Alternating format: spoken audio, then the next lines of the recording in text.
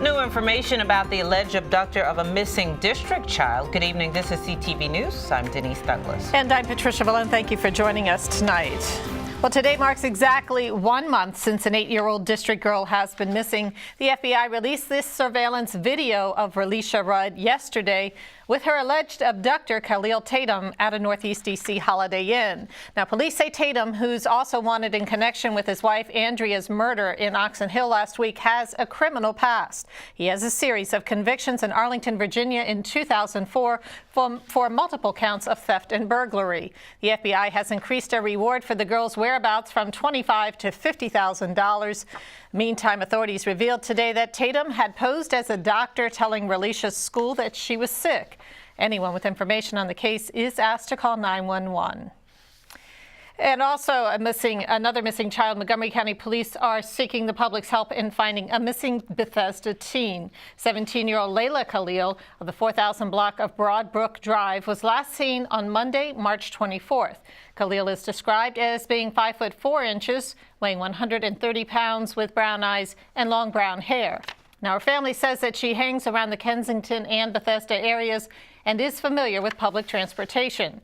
Anyone with information about her whereabouts is asked to call 240-773-5400.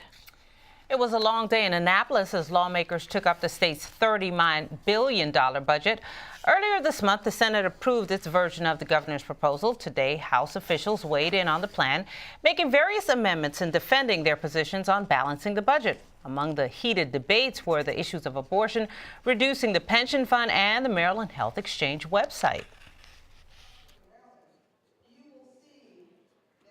This Maryland Health Connection that we're currently involved in, as a General Assembly, really we've not known much about the implementation of that plan until after the fact. As many of you know, there is a joint oversight committee between the House and the Senate that is getting briefed on the exchange going forward.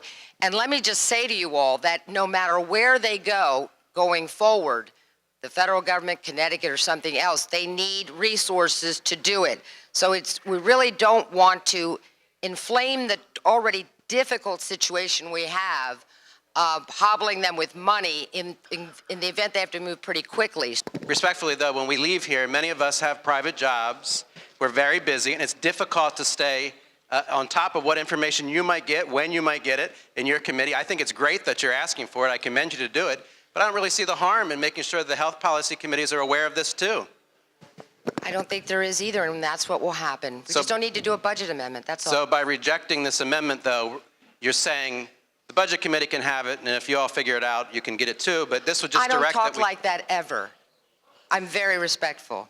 So what I'm telling you is the Budget Committees, as well as our sister committees on policy, will get this report. Okay, thanks. Delegates say they hope to have a final vote by the end of this week. The House and Senate will then work out their differences before the General Assembly adjourns on April 7th. It seems the district may be welcoming a new museum soon. Congressman Steny Hoyer testified yesterday on legislation that would allow construction to proceed on the National Law Enforcement Officers Museum.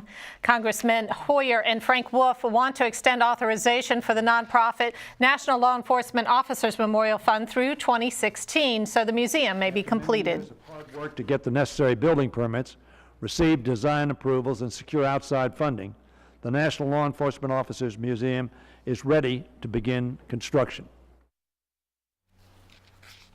And the museum would honor nearly 20,000 fallen officers. The TSA has released a report on safety and security changes that will be implemented in airports across the nation. This after an incident last year at the Los Angeles airport in which one of its officers, Gerardo Hernandez, was shot and killed and several others were injured. A 23-year-old man approached the security checkpoint and opened fire back in November. Officials say that Paul Ciasanzi was carrying a handwritten note saying he wanted to kill TSA officers. In an effort to improve security, the agency plans to make emergency response training mandatory and put steps in place to keep employees informed of actions that are being taken. It also plans to provide ongoing access to grief counseling and improve federal air marshals' notification regarding active shooter incidents. You are watching CTV News. I'm Denise Douglas. And I'm Patricia Vallone. Up next.